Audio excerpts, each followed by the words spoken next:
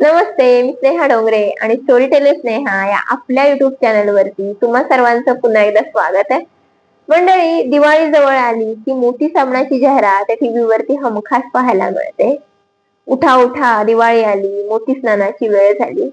जाहिरातीतले ते आजोबा प्रत्येकाच्या घराचा दरवाजा ठोठावत त्यांना सांगत असतात की उठा उठा, दिवाळी आली, मोठी स्नानाची वेळ झाली. ती जाहिरात प्रचंड लोकप्रिय झाली होती. पण त्या जाहिरातीमुळे मोती साबण आणि दिवाळी हे समीकरण बंद का? तर अजिबात नाही. मोती साबणाचे जुने दिवस प्रेक्षकांना नव्याने आठवून देण्यासाठीची ती जाहिरात होती. मोती साबण आणि दिवाळी हे फार जुनं नातं आहे.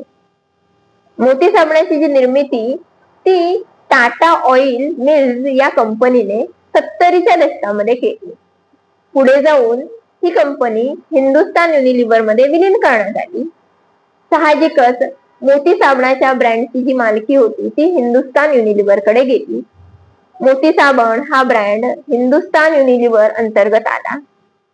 बरं, ह्या ब्रँडचं पोझिशनिंग करण्यासाठी पुढे विचार येऊ लागले. हा मोती साबण थोडासा वेगळ्या आकाराचा, थोडासा जाडसरपणा, वजनदारपणा या साबणाला. सोबतच या साबणाची जी किंमत ती त्या काळात 25 रुपये, म्हणजे खूप महागडी वस्तू खरेदी करण्यासारखी गोष्ट. हा साबण फक्त चंदन आणि गुलाब या दोनच सुगंधांमध्ये उपलब्ध असा ह्या मोती साबणाचा राजेशाही थाट. त्यामुळे लक्झरी बाथ सोप म्हणून ह्याचं पोझिशनिंग करण्यात आलं. हल्ली सणासुदीच्या निमित्ताने वेगवेगळे ब्रँड्स वेगवेगळ्या जाहिराती प्रदर्शित करत असतात. तसंच 90च्या दशकामध्ये दिवाळी निमित्ताने मोती साबणाची एक जाहिरात प्रदर्शित करण्यात आली. त्या जाहिरातीमध्ये सकाळी अभ्यंग स्नान आटोपून एक स्त्री जिन्याच्या पायऱ्या उतरून खाली येते. तिचा पेहराव अत्यंत सुंदर आहे. तिने अत्यंत सुंदर अशी साडी नेसलेली आहे. अत्यंत प्रसन्न चेहऱ्यावरती शांत भाव अशी ती स्त्री जिन्याच्या पायऱ्या उतरून खाली येते. तिच्या हातामध्ये तबक आहे.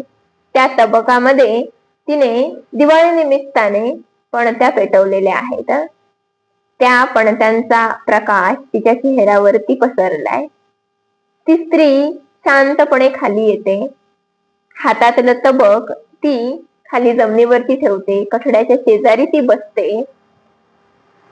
एक आरसा ती आपल्या हातात धरते. त्या आरशामध्ये ती स्वतःच रूप न्याहाळता कुंकवाचा टिळा कपाळी लावते. ती त्या कुंकवाच्या टिळ्यावरून आपलं स्वतःच बोट फिरवत असते. ते फिरवत असतानाच टीव्हीची स्क्रीन झटक्यात बदलते आणि समोर आपल्याला एक सुंदर रांगोळी पाहायला मिळते. विविध रंगांनी नटलेली एक सुंदर भली मोठी रांगोळी. त्या रांगोळीवरती ती हलक्या हातांनी त्या पेटवलेल्या पणत्या ठेवते. संपूर्ण घराला पहाटे रोषणाई केलेली आहे. अशी ही दिवाळी पहाटेची गोष्ट.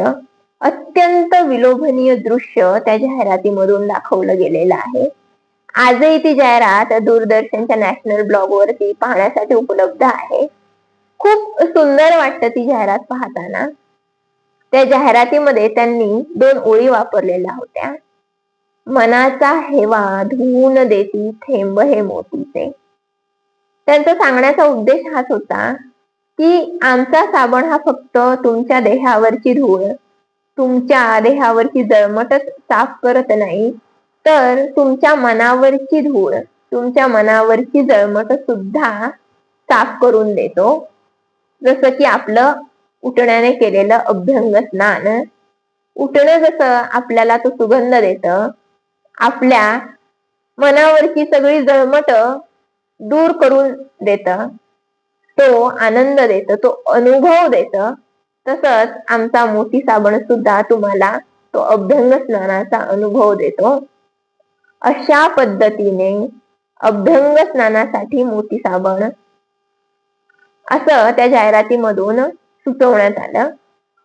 आणि पुढे दिवाळी म्हटलं की मोती साबण असं एक घनिष्ठ नातच तयार झालं. दिवाळी आली, मोती स्नानाची वेळ झाली, हे आपसुकच मग आपल्या तोंडात बसलं. असा हा मोती साबणाचा दिवाळी सोबतचा प्रवास. ज्या काळामध्ये वेगवेगळे साबण होते जे चेहऱ्याचं सौंदर्य खुलवण्यासाठी म्हणून मार्केटिंग करत होते. आमचा साबण वापरा, तुमच्या चेहऱ्याचं सौंदर्य खुलवा, अशा पद्धतीने साबणाचं मार्केटिंग केलं जायचं. तशा जाहिराती केल्या जायच्या. त्या काळामध्ये यांनी मात्र वेगळ्या पद्धतीने जाहिरात केली. ज्या जाहिरातीमध्ये त्यांनी आपल्या महाराष्ट्रीयन प्रथा, जी उटणं लावण्याची जी प्रथा आहे, अभ्यंग स्नानाची जी प्रथा आहे, त्याला त्यांनी महत्व दिलं, त्याला त्यांनी प्राधान्य दिलं आणि त्याभोवती ती जाहिरात त्यांनी तयार केली. त्या जाहिरातीचा अर्थ त्यांनी गुंफला तो कायमचाच. आणि त्यामुळे मोती साबण आणि दिवाळी हे एक घनिष्ठ नातं तयार झालं. ब्रँड्स जे काम करत असतात, तुमचा जरी स्वतःचा काही ब्रँड असेल, पर्सनल ब्रँड असेल किंवा तुम्ही तुमचा बिझनेस सेटअप करत असाल, तर भावना जी जाहिरातीमध्ये असते ना ती महत्वाची असते. तुम्ही वरवर काय सांगता त्यापेक्षा तुम्ही लोकांच्या हृदयाला कितपत हात घालू शकता ते महत्वाचं. आणि त्यातून जर एखादी प्रथा, परंपरा, सणवार असेल तर त्या ब्रँडचं त्या सणाशी एक घट्ट नातं तयार होतं. एक स्वतःची आयडेंटिटी त्या ब्रँडची तयार होते. त्या प्रथेसोबत, परंपरेसोबत, त्या सणासोबत, त्या कल्चरल इमोशन सोबत. आणि तिथून त्या ब्रँडचं जे पोझिशनिंग होतं ना ते कायम स्वरूपी असतं. जसं की वर्षभर हा साबण ग्रुप झालेला असतो आणि दिवाळी आली की या साबणाची जोरदार चर्चा सुरू होते. इतके सगळे साबण आहेत, पण दिवाळी, अभ्यंग स्नान आणि मोती साबण हे एक कॉम्बिनेशन तयार झालेलं आहे ते त्या जाहिरातीमुळे. तर ही होती मोती साबणाच्या जाहिराती मागची गोष्ट.